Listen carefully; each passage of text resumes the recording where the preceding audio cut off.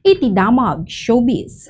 Nagrambak man ti Pilipinas, iti international pageantry kalpasan na nakoronaan ni Maria Katrina Catliagado kas Miss Supranational 2026, Genoa Sachs Poland, itangal daw. Inabak ni Katrina tine mapulok at ine makandidata manipod dagduduma pagilyan agapuanan iti panakagunod na iti may kadwa korona ti Pilipinas, iti Miss Supranational.